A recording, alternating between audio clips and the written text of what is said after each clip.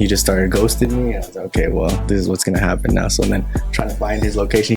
Get the car. I'm like, okay, well, why don't you just like bring, so we brought 2 tow trucks at the end, and he still was like gonna drive off, and like, this is just gonna be unsafe, you know. Someone's gonna get hurt. So I was like, I don't want to get sued on this. So we eventually got it, but this guy for 3 weeks kept the car on this. We've never had somebody do this. Damn. Wherever you guys are watching this show, I would truly appreciate it if you follow or subscribe. It helps a lot with the algorithm. It helps us get bigger and better guests, and it helps us grow the team. Truly means a lot. Thank you guys for supporting, and here's the episode. All right, guys, here with Jose Moreno and Demario McCowan, car rental experts. 177 cars, guys. That is impressive. Thank you. How long did it take to scale to that? 2 years. That's it? Yeah. Damn, 2 years? So you were getting, what, 80, 90 cars a year? Yeah. Yeah, with both of us working. That's it nuts. made it work, yeah. How much capital did you need to get to that level? So we used a lot of other people's money, right? So out of the 177 cars, there's only a certain amount that we actually own. We do a lot of, it's called co-hosting, where investors are actually able to put their cars on our fleet and everybody makes money. Got it. So when I learned that, and we learned that scaled things like 3x, because I wouldn't buy 177 cars, but to manage 177 cars with what we own is a lot better that way. Right, because if you're buying it, it's going to be expensive if you're putting down 20% on each one, right? Exactly. Yeah, it'd take a while to make your money back. Right. I mean, I jumped in the game with just having good credit. I always took care of my credit, even though I didn't have any major ideas. So then when I found out about Turo, I bought 2 cars with my credit 0 down. Wow. And then which cars were those when you're starting out? It's probably on the cheaper side, right? So I started with a small Honda HRV, and then I started with the Lexus. But the Lexus, don't really recommend starting with Lexuses because you're paying for that type of car. So I would recommend to start with Hondas. Yeah, I haven't heard many good things about Lexuses. I started with a Lexus too, Yeah. and I agree. Do they break down a lot? Well, it's just the value of the car, like the Lexus, like how much you're paying for a Lexus versus how much you get rent out. Like you could just do a Toyota, not spend as much money, and still make more money because people would rather get a Toyota than Lexus. How do you guys feel about Teslas? Because when I was in Jersey, I rented one, and it was pretty cheap. I don't know how they make money, to be honest. Yeah, they're just dropping the prices. Yeah, it was like $40 a day. To try to compete. So many people said, oh, I'm going to do Turo and buy Tesla. So now there'll be, how many Teslas are there in Turo? Oh my in gosh, Vegas? there's so many Teslas in Vegas. They dropped the market, and the reason why I don't necessarily like Tesla right now is because if you look in the overall car market, Tesla's dropped like crazy. Everybody's been betting on Tesla, and maybe in the future, but when it comes to the rental car space, there's a high barrier of knowledge that someone needs to actually drive the car. It's not an easy thing. If you've never driven a Tesla and you go rent a Tesla, you don't even know how to open the door. Yeah, no, for real. Opening the door the first time is a process. And the regenerative brakes are like funky at first. Yeah. If you're not used to it. The brakes are like, it's just one of those cars. So I don't think Tesla's a good car to rent out. And they're very expensive when you have to fix the parts because it's hard. You have to wait a long time to get the parts now. Yeah. Even the Cybertruck, we'll see how that does, but I don't know. It's gotten in a few accidents already. Yeah, I think the Cybertruck will be good because it's like so scarce on how many there are out there. So initially, the people that have them running it up on the platforms like Turo are going to win. But in the long run, Tesla's value of their car has to kind of go up because it's just oversaturated with so many Teslas, Especially if you got into business when the prices were high, and then after the price cuts, then your exit's going to be horrible. And then the repairs, there's a learning curve, right? So we had a guest who they put the charger wrong. It's $1,000 repair. What? Right away. You put the charger in wrong? Mm-hmm. Yeah. Wow. That is crazy. It seems like every brand is launching an electric car, right?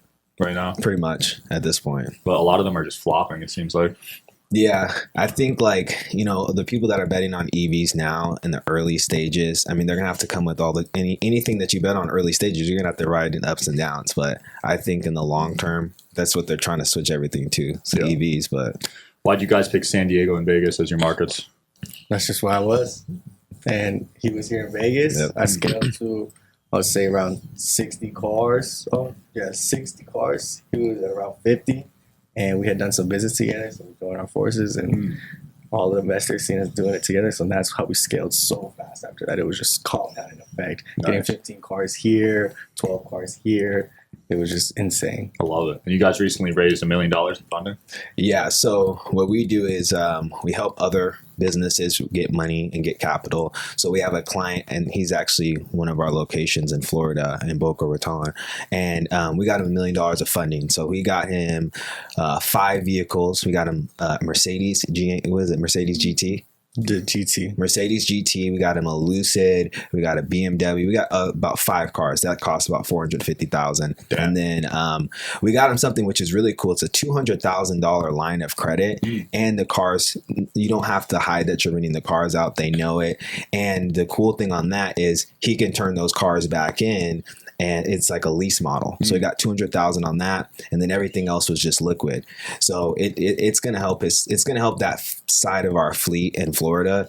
Gonna scale right now out there. It's making like 25,000 a month. Damn. Just on 9 cars. That's crazy. And with these 4 extra cars, I'm thinking we're gonna make an extra probably like $15K a month. Holy crap! How were you able to get him that much? Did you have like bank statements or something? Yeah, so he's been in the business. He was making 25,000 for every month for like 3 years. So it was a little bit easier. But the big thing when you're raising capital for rental car companies is, as soon as you tell them that's your rental car company, they're like, we're not going to give you a car. Like, we can't give you a car. Too risky. Yeah. And he already had 9 cars. So it's like, after you have 3 cars reporting your credit, the banks are like, well, what are you doing with this? Like, this is weird. No one has 9 cars, you know? Some people do. Wes Watson does. Yeah. So like, other than that, like, there's a very small amount of people that do. So when they see that, they're like, okay, this is high risk. Right. And so it took about 2.5 months to get all of that funding. That's good to know, because I'm looking to get more into cars, and I put one under my business. So does that matter at all if you have some under your personal and some under your business? Yeah. So like, the personal credit, there's like, even with credit cards and cars, right, there's only so much your personal credit can handle, right? Yeah. Even if you make a lot of money, they're like, okay, well, this is still too risky. But when you put stuff in your business, that's almost like unlimited, because you have the ability to say, well, here's my revenue. I can get 3 cars, or I can get 4 cars. So I see it in the funding world, if you don't have a business in the long term, you're actually not going to get as much capital. So the car's smart in the business name. The only downside is the interest, bro, because I heard on the business ones are higher. The commercial loans, dude, I paid 10% on mine. Yeah. I was like, bro, if I rented this out, I don't even know if I make money at this point. 10% interest, bro. Yeah, that is crazy. And there's nothing stopping you too from just creating more businesses as well. So that's true. Let's say you have one business and you max out the loans that you can get on there for the past 6 months. You still have to personal guarantee it, but then you can open another business and do the same thing. So, you know, there's some people with a fleet loan, you can get 4 cars at once. So if you have 4 LLCs, you get 16 cars right away in the business name. And you can stack the 0% credit cards too, right? Yeah, exactly. Yeah, those people, I know someone that's gotten millions of dollars just making 40 LLCs and stacking 0% cards. Bro, the 0% interest cards are great, because what I tell a lot of people now is like, we can actually just liquidate the funds and buy the cars, because in the Turo space, in the rental car space, if you default on your car for 2 months, they're going to come take it. Wow, right? that quick? Like, yeah, some are even quicker, but 2 months, they'll start saying like, okay, we need the car back. But if you take that 0% interest car, say if I got a 50,000 Chase Business Inc., I take that and I go buy a $25,000 car. I own the car. They can't take the car. Now, you can mess your credit up with the credit card. I'm not telling you to do that, but you own the car still. So even if you mess the credit card up, you still get the car. Versus going to go get the auto loan, you're going to pay higher interest, and if you mess up, they're going to come take the car. Yeah, I like the credit card strategy better, because you have 12 months, right, before the interest starts kicking in. Yeah, and we've had some, you see 19 months, no interest, so it's pretty solid. Yeah, by the time 18 months rolls around, you already rented it out 100 times. Exactly. When you have the title too, you have a lot of flexibility. I mean, we know some lenders with the title, they'll give you, if your car's 20,000, they'll give you 20,000 cash, and then you can do rinse and repeat that process. Yeah. I like the business model, because if you're doing it the 0% way, I don't see much risk other than like people up your car, I guess, getting in accidents or getting your car stolen. You're smiling, so there's probably some stories there. Yeah, we got a lot of stories with that. You want to tell them one of some good stories? Or, Yeah, one of the most recent ones, we have a BMW. It's a white one. We're running the economy play with it. So what that is, long-term rentals, rented out over a week. Usually they'll keep it a long time. He had the car around 6 months or 8 months, a long time. But then towards the end, Are you interested in coming on the Digital Social Hour podcast as a guest? Well, click the application link below in the description of this video. We are always looking for cool stories, cool entrepreneurs to talk to about business and life. Click the application link below, and here's the episode, guys. He just started ghosting me. I was like, okay, well, this is what's going to happen now. So then trying to find his location, he kept the car on for 2 weeks or 3 weeks because I have a kill switch on there. So I couldn't even shut off the car because it was on. So Wait, he kept it on? For 3 weeks. What? Just running it, sleeping in it, everything in the car. How did the gas not run out? He was pumping gas with it on. Yo, what? Oh, so if he turned it off, he wouldn't have been able to turn it back on? Interesting.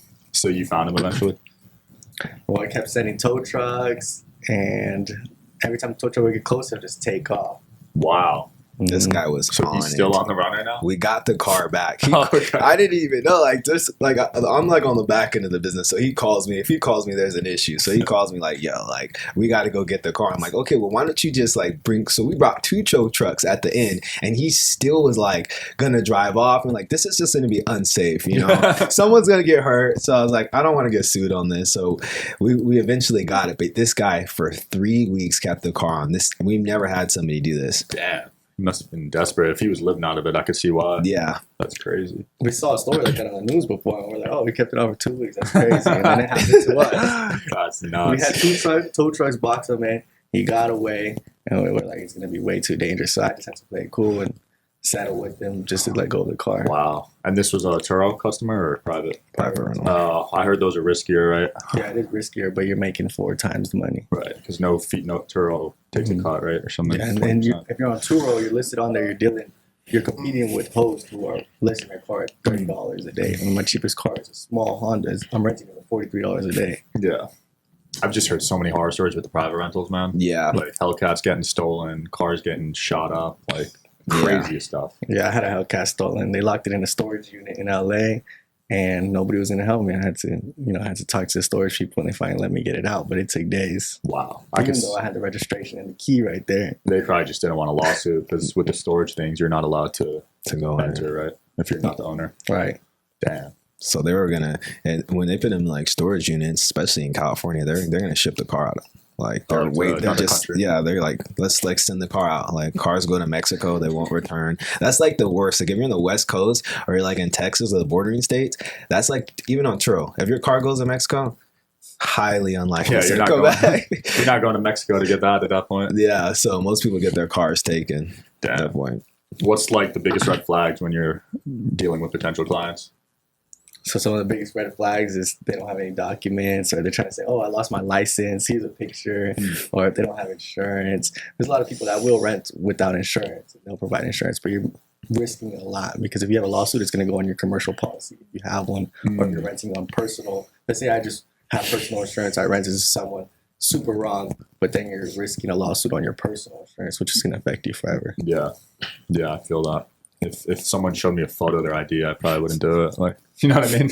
It's crazy. I mean, you see all types of things. People with fake IDs. I see someone Photoshop a picture of themselves next to our car one time. No way. That's crazy. What?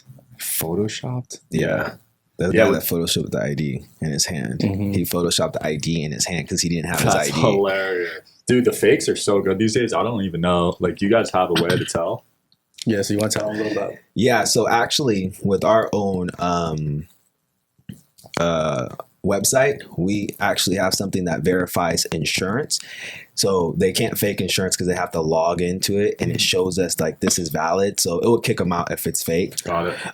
And we have something that checks the IDs. So same thing like when you like go scan your ID for like a lot of the apps right now, or like the government stuff, it scans their ID and it makes it scan their face. So that really helps us. We just got that software and we put that on our website. So that's key. Yeah, that's so key because the fakes are so good, man. I used to have one and it scanned it too. Yeah. Oh, yeah. Different level. That's a good fake. Yeah, no, for real. What's the most expensive car you guys own right now? Probably the Ferrari California T. Damn, how much is that? 2130. Okay. So, I mean, we like to diversify, but it's definitely, once you start getting into like 200K, 250K, and then a lot of people's personal insurance is not covering all the way up there. And we really just want to get volume. So Yeah, so you found like a sweet spot. You're not dealing with like the high-end exotic customer range. Exactly. We have some. I mean, like in Florida, our location is like each location is like a different use. So like a lot of the San Diego cars we have for Uber, Lyft drivers. Vegas is still kind of more for tourists. And then you got Florida. We have the Ferrari. We have the AMG GT. So we'll make more money out there because it's warm year round, you know. So. Yeah, I think like each market is different, and that's like having 5 different locations makes it easier to say, okay, well, hey, this car's not doing good in Vegas, send it to San Diego. Like right now, we actually have somebody moving a car from San Diego all the way to our Alabama location. Alabama? Yeah. Damn. Yeah, because the rental rates in Alabama are interesting because they'll pay for a Toyota Corolla or a Toyota Camry at a higher rate than Vegas, because we have like Vegas is very oversaturated. San Diego's oversaturated. But when you get into areas like Alabama, it's like there's only so many cars out in Montgomery. Right. I've never even heard of that town. Yeah.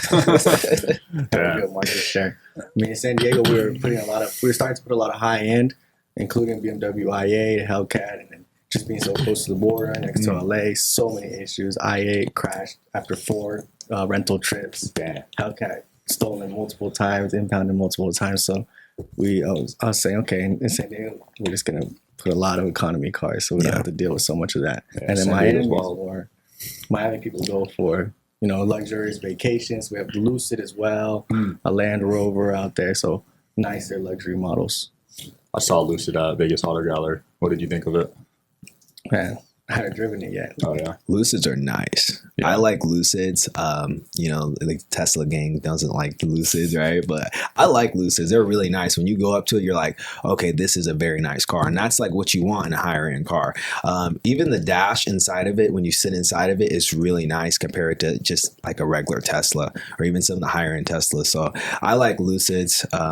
I think they're faster than Tesla. I'm not sure. wow, We'll see. it's quite the statement. That's going to cause some controversy. Yeah, we'll see. Any car brands you guys think are overrated? Car brands that are overrated. I would say, I know the BMW i8, so many people try to get this car to rent it out. I think it's like one of the worst cars, right? One, it's very low. So the chances of it like bottoming out, like somebody hitting something, especially in Cali, is high. The second thing is, everybody I knew that has a BMW i8 has had it crashed, and to me, it's not a practical car. Like I think you can go get like a Corvette and still make money longer term than dealing with like a BMW i8. So Wow. I'm over with the i8s. What about you, man? Man, just seeing a lot of Turo hosts. We have a lot of Turo hosts with their business, so we see them, and the biggest thing would just be the Lexuses or luxury models like that. Acura, you're paying a premium. You pay $30,000 premium than you would, and you're not going to get more money. So let's say a Toyota rents for $30, for example, and then you'll get $45 or $50 for an Acura or Lexus compared, and you're paying $30,000 premium at the dealership. Right. So you're looking at it purely just from a numbers point of view. Mm-hmm. Yeah, that makes sense. It's like it's like low grade luxury, like Lexuses and stuff.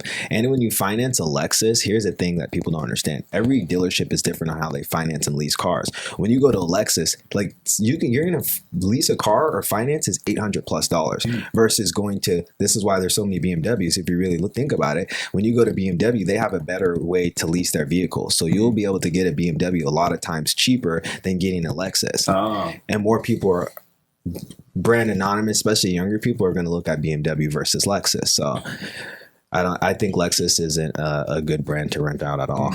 When it comes to, go ahead. I think you're better off buying a Mercedes with the same markups you're going to pay. You could get a Mercedes and you're going to get a much higher rate. I feel that. When it comes to that debate of financing versus leasing, where do you guys stand on that?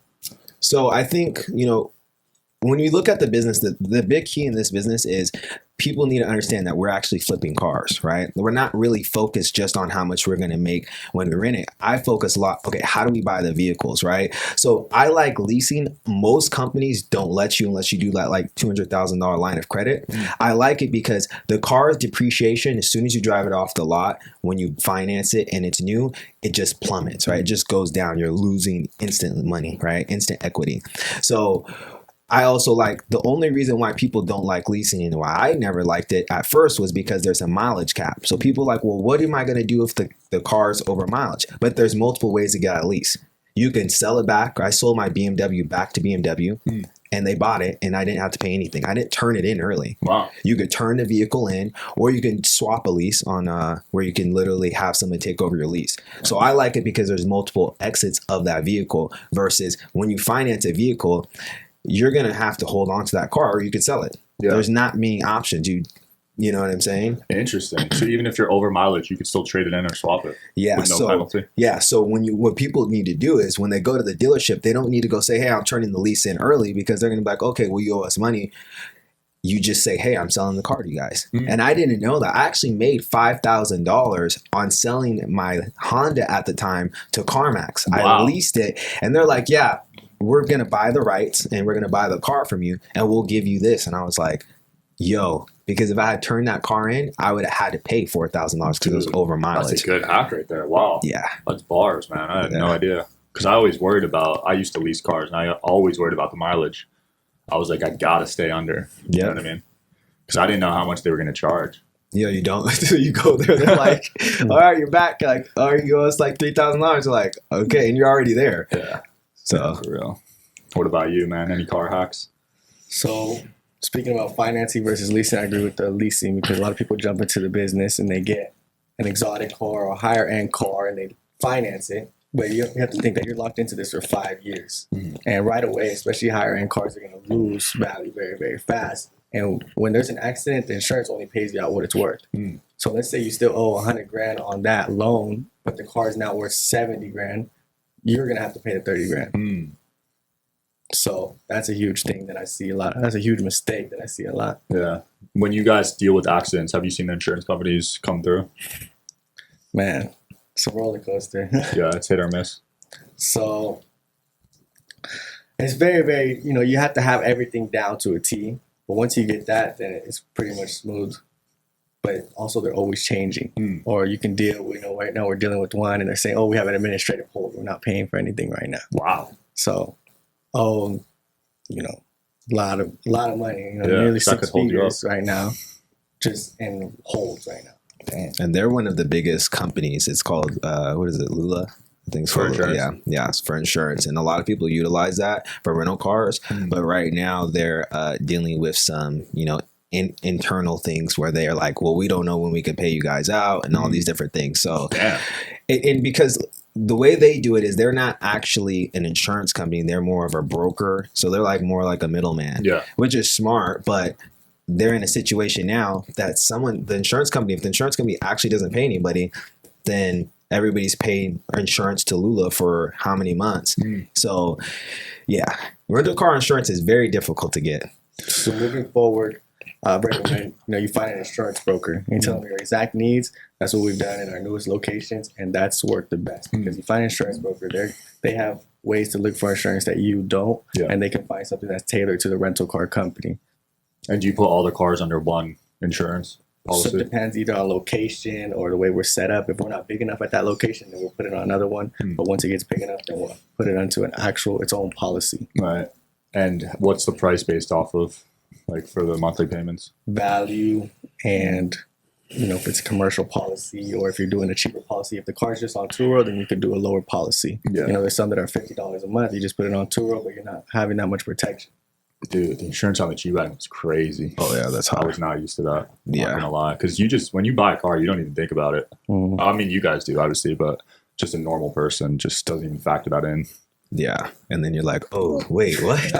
Especially Vegas. We have higher insurance in Vegas because I guess all the crashes and stuff. So I see a crash every day here, bro. People don't know how to drive in Vegas. Bro, it's crazy. I literally drive so, carefully. Me too. I don't know who's drunk. I don't know, what's going on behind me.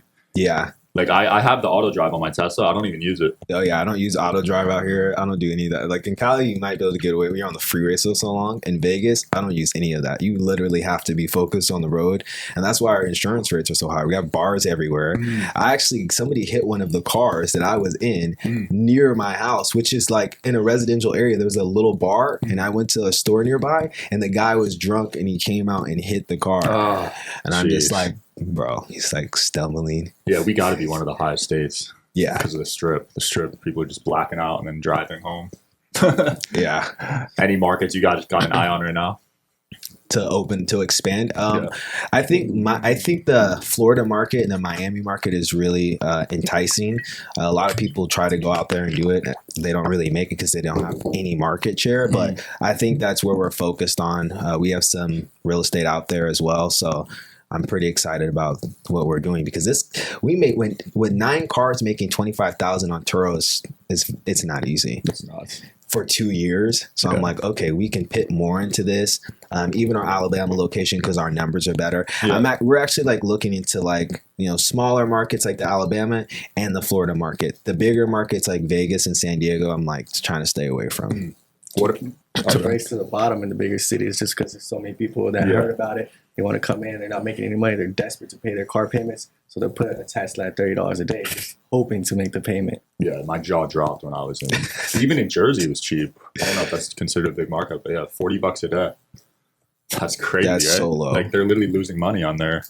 That's so low, especially on Turo. And the big thing is like when we look at like the rental car market, and this is why we do private rentals, and I like it. Turo has a small market share. Like every business has a market share, right? They have a very small market share inside of the big market, which is where we're competing with Enterprise and Hertz. When you compete with them, it's a different ball game. Enterprise is making a lot more money than a lot of people on Turo, even just for their daily rates. And we can have a Tesla on Turo versus getting like a Camry on Enterprise, and the Camry, they're going to make more money because Enterprise has everything figured out already. They have airport locations. Huge airport locations. When you need your car fixed and you're at a reputable body shop, they're going to say, hey, and you're running through insurance? Well, we got a rental car. It's just down the street for you. Like it's through Enterprise. Yeah, they're everywhere. So that's like another tip is like when we go to local body shops and we go to local wrap shops and we just say, hey, listen, if you have somebody that needs a car, we have a bunch of cars. We can break bread together because I'll bring it to your people. Yeah, give them a little cut. That's actually brilliant. Yeah, that's huge. Not only that, you have the space too. Some places will let you. That's how we're doing it in Alabama, partnering with a mechanic shop, and they have a lot of space. So we take care of their customers, and they let us park our cars there. That's smart. Yeah, I know some people out here park their cars like on the strip, like in casino parking lots. It's kind of weird, right? I actually I had a slingshot that I had in Vegas, and I couldn't keep it out the house because it was uncovered and it was raining, and I parked it in the Palazzo parking garage, bro, for like 2 weeks at a time. Like when it wasn't rented. And they used to tag it sometimes. And I was just thinking that today, because they actually put where you have to pay now the Palazzo. And I'm like, man, I would have paid a lot of money just to keep this car down here. There's very few free parking out here now. Yeah. It's crazy, man. It used to be always free for locals. Yeah, now it's like, nope. $20 for 3 hours. Literally. Even at the Wynn now, you got to pay. And then a lot of them actually took away the local thing too. So you still the ID. Yeah, like no ID. I'm like, come on, man. They're getting us everywhere. The gambling proceeds weren't enough for you guys. People are losing their lives gambling. It's just like every business, like how do we get money more and more ways? And it's just like, oh, we just set up paying for parking. Yeah.